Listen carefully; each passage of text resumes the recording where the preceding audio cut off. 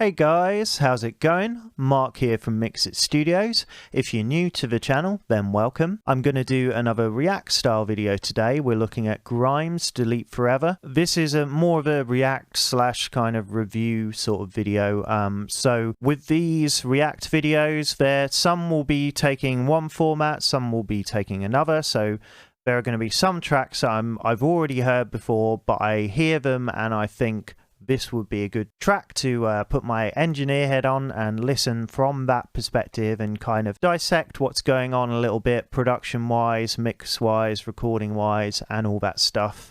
Others are going to be ones that I've never heard before, so it's going to be a fresh reaction, and there are some more of those coming for you guys who like that kind of React style video. If you guys have anything that you want to recommend to me, then please do in the comments. That will lead to more fresh reaction style videos. This track I have already heard before, but I think it's a very interesting track production wise. Grimes generally, she's very sort of forward thinking and quite experimental within her genre. This is one of her strongest tracks to date, I think. I've heard it a handful of times and straight away I was grabbed by the production. There's some very interesting stuff going on. I think the mix is really cool. So we're going to dive in and take a listen to Delete Forever by Grimes.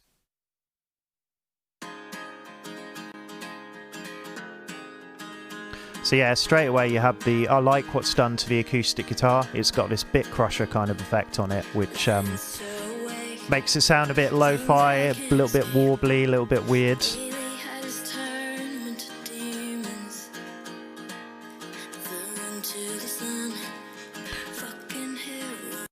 And so there are things about her vocal in this track that I like more about than some of her other tracks. So typically with her vocal, there's a lot of effects going on. It often is pushed back further in the mix, and you know, you can't necessarily sort of really pick out the detail and clarity of her voice, and that's definitely an artistic and stylistic choice that she's making.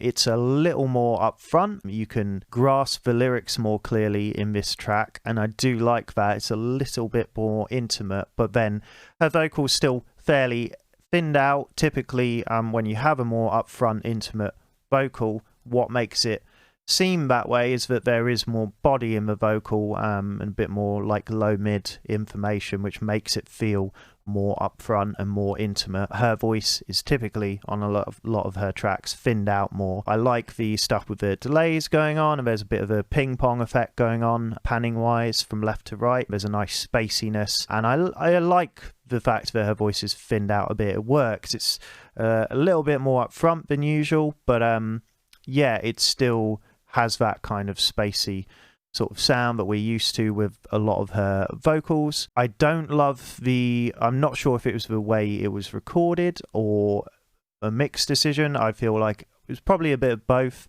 but EQ wise, there's a lot of, I get that they were going for a bright and airy sounding vocal, but there is a little bit of harshness there and a little bit of brittleness, particularly in the upper mids, which I don't love. I feel like maybe there wasn't quite the right mic choice on her vocal, and they were trying to compensate a bit too much, like EQing what wasn't really there or what didn't sound that great, because it is a little brittle in the upper mids. But overall, I do like her vocal on this track. I think it works generally production wise.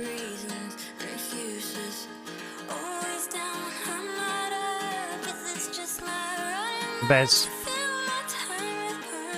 some subtle distortion going on there on the vocal, which is nice. There's lots of kind of harmonic distortion going on throughout this, particularly when the beat kicks in.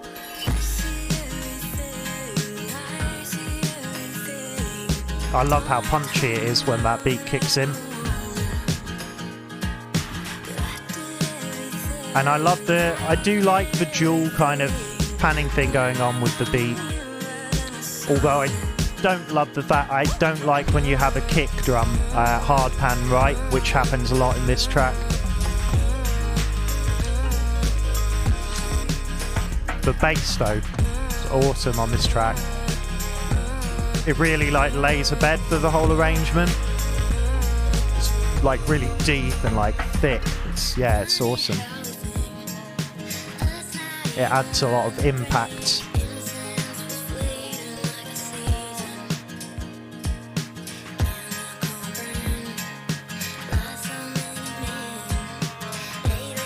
Nice. I'm not sure if it's like a violin layered in a lot of effects, but there's little bits of instrumentation that drops in and out, which is nice. Nice little flourishes in the arrangement. There's a bit of what sounds like a banjo or something at points as well. And that bit crusher effect drops off the acoustic guitar.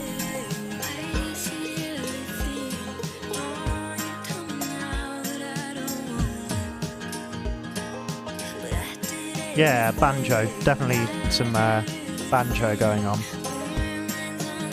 I like the mix of more acoustic instruments and then electronic stuff going on. It's a nice blend. More so than she's done in the past with a lot of her tracks. It's usually primarily electronic.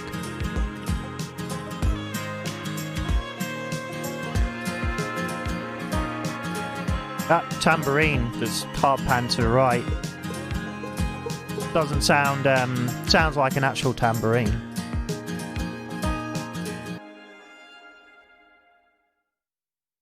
Yeah, I think it's a very, very interesting production. There's some really nice stuff going on with the low end. I love the bass in the track. It's really thick and just impactful. I like the mix of, because I think the acoustic instrumentation going on, there's nice kind of flourishes there which add a humanness to, it's this nice juxtaposition between the sort of coldness of the electronic stuff going on and then the sort of more human character warmness of the acoustic stuff going on.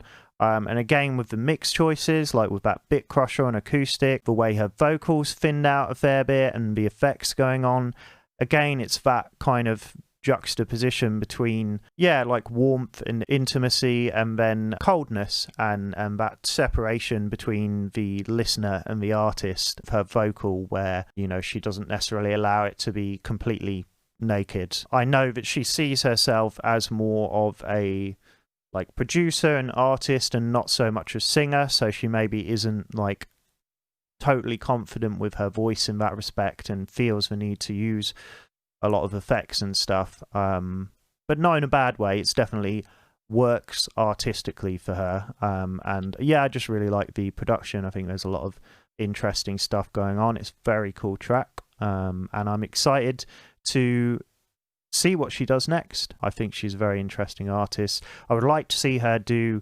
more industrial style stuff, because there was one track, We Appreciate Power I think it's called, which had a very Nine Inch Nails kind of flavor to it, and I would love her to experiment with that sound a little bit more. I hope you enjoyed hearing my thoughts on the production, and I will see you guys again in the next one.